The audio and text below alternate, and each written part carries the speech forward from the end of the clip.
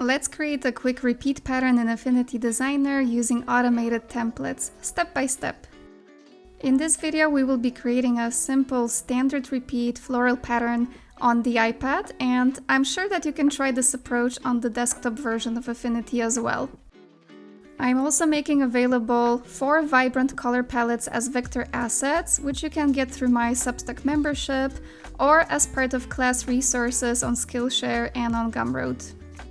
And if you're looking for more detailed, a little bit slower, step-by-step pattern tutorials, check out my full pattern design courses for Affinity Designer. Now let's jump into Affinity Designer. Let's get started. I created this simple floral pattern in 3 color variations. I'm using an automated pattern template approach to speed up my process, but you don't have to worry, we will be creating this template together step by step. If you're new to pattern design in Affinity, this is a great way to start without manually adjusting everything. Step number 1, set up your document. We go to New, New Document. Next, we choose pixels as our units,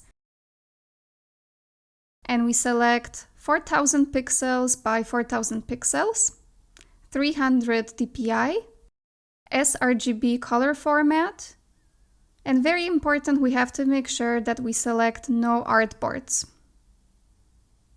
Then we click OK. Step number 2, create your automated template with me.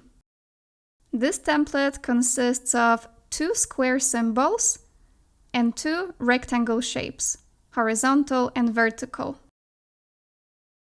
Let's create our building blocks first from the rectangle tool and then assign them different colors. Hold one finger on your iPad screen to create a perfect square. From the Color Studio, get rid of any unnecessary stroke outline. If you're using the iPad, you can use gestures. Just flip up the empty circle icon. And this will deselect the stroke. Let's add in our color palette from the Asset Studio onto our document interface. I will choose this blue-orange color palette, select Insert, and position the color palette to the side. If you can't see it, you can go to the preview mode in the upper right corner and you can make sure that Clip to Canvas is deselected. I also have a dedicated video for troubleshooting the preview mode. Next, let's create a copy of this first square from the Move tool. 2 fingers on the screen.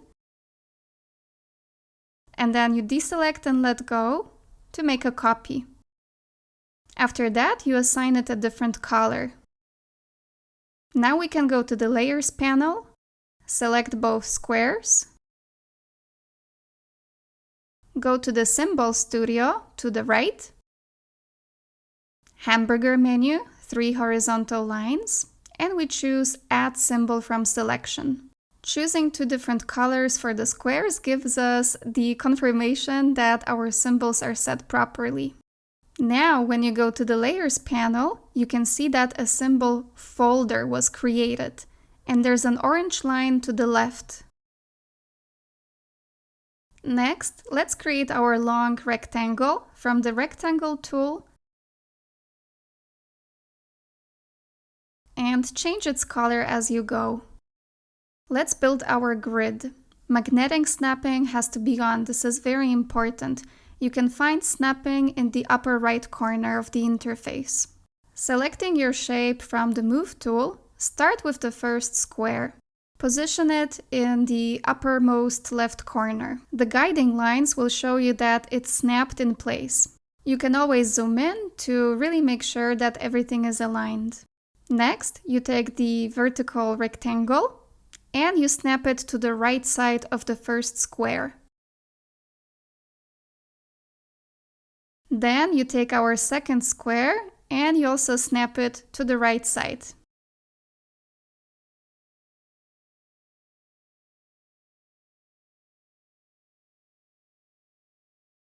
Still from the Move tool, we take the vertical rectangle and we make a copy. And we snap it to the rightmost side. And then we create a few more duplicates to complete the first row.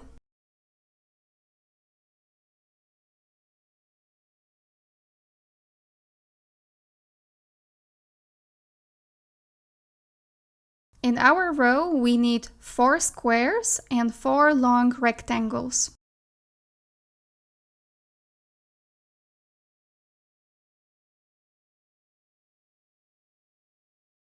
From the layer panel, we select all the elements at the same time.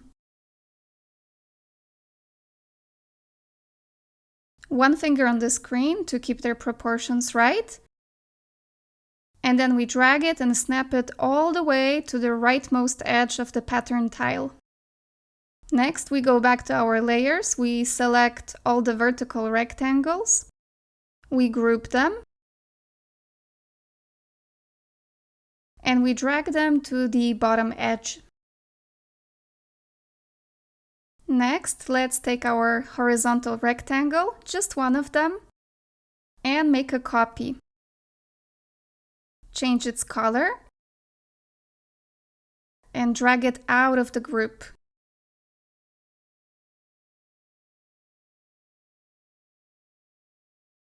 Rotate it by 90 degrees. One finger on the screen to rotate by exactly 15 degrees increments. And then you can position it under the first row of squares. Make sure to snap everything with care. Temporarily group all the symbol squares.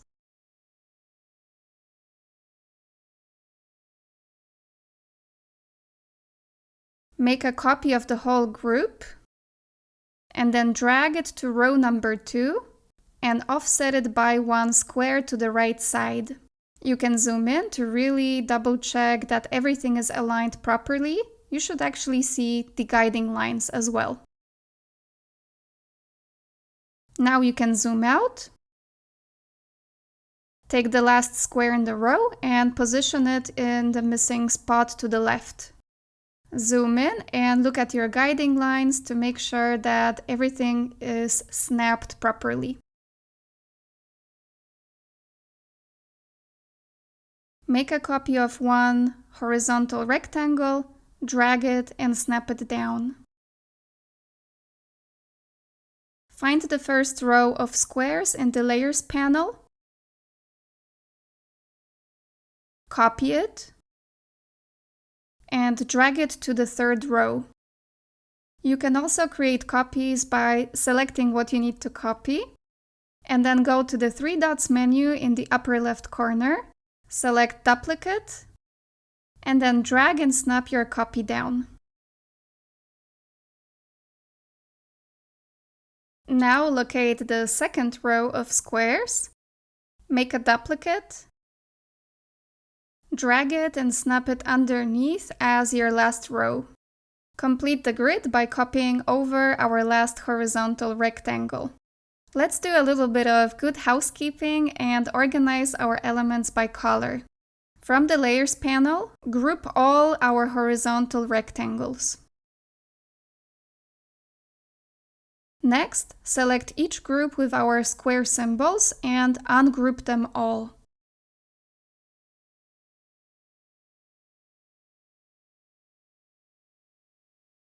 Select all orange squares, group them.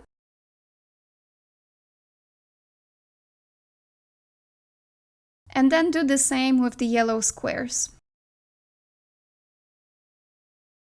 Locate the 2 squares in the uppermost left corner and make sure they're the first in the folder for the respective symbol. You simply open each folder for each symbol and you drag them to the right position.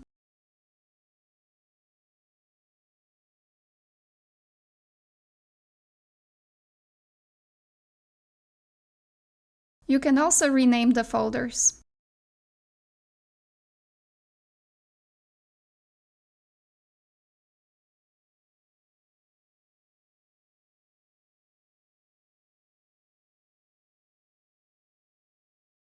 And voila, our automated template is ready.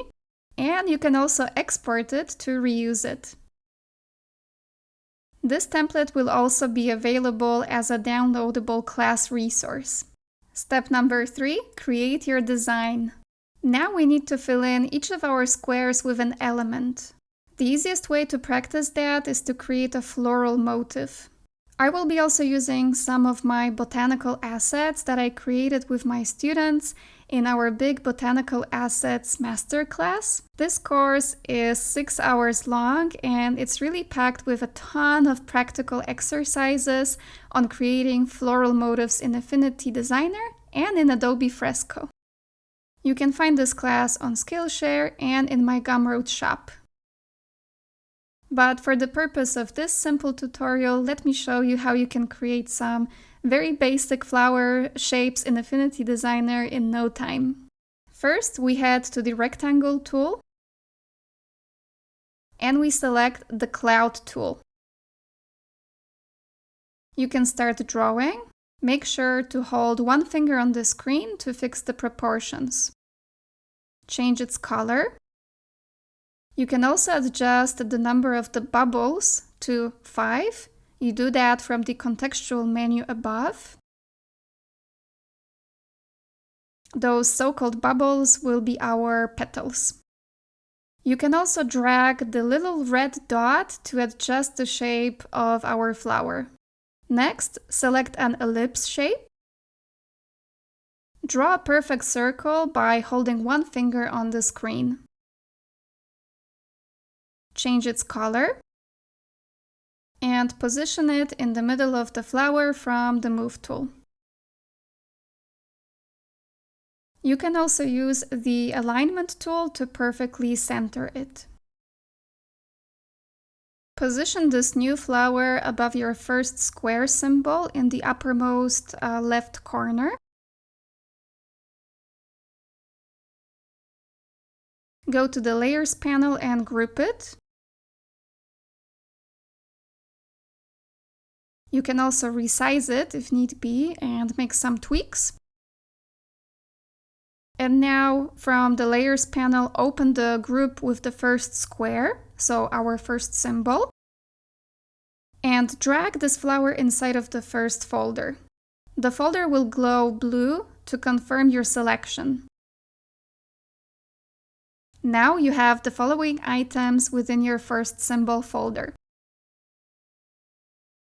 You have your flower shape or the flower group. And underneath you have your background layer. You can always change any colors on each of those elements. Let's create another simple flower. From the rectangle tool, we are selecting again the cloud shape. One finger on the iPad screen to keep its proportions. And then we create another circular middle of our flower.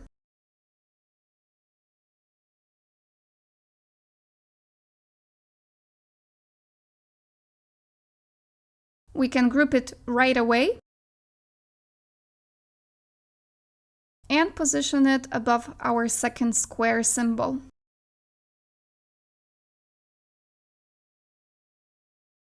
And next, from the Layers panel, drag and drop it into the second symbol folder.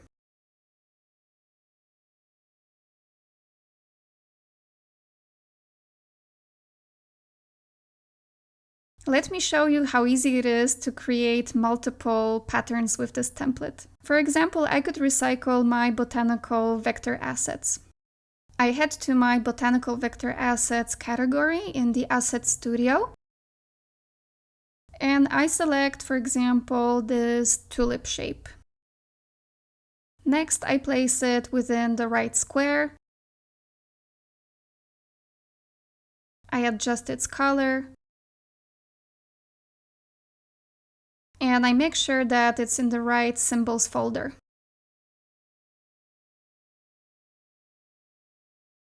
For my second flower, I could choose, for instance, this geometrical flower shape.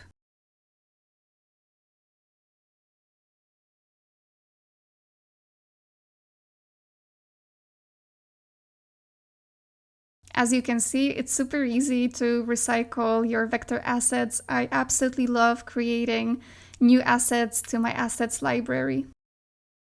In this way, you can create countless pattern variations.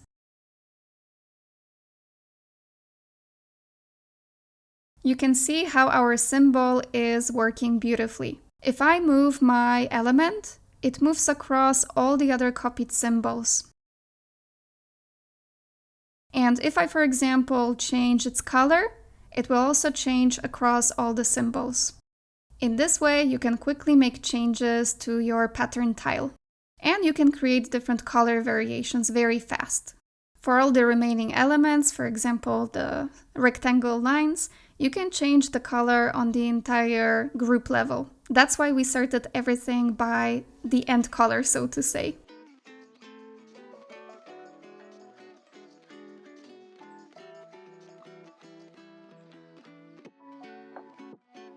And that's it! This is a fast and very effective way to quickly create repeat patterns in Affinity Designer on the iPad. In this way, you can really create lots of pattern variations, which you can, for example, upload to your POD shop, such as Redbubble or Spoonflower. If you would like to continue learning about effective pattern design in Affinity Designer, I hope to see you in my other pattern design courses. And if you would like to keep those courses for a lifetime outside of any paid subscription, you can check out my Gumroad shop. I also prepared some special bundles for pattern designers so that you can save a little bit of money on the courses. Don't forget to like and subscribe for more quick Affinity tutorials. Happy designing!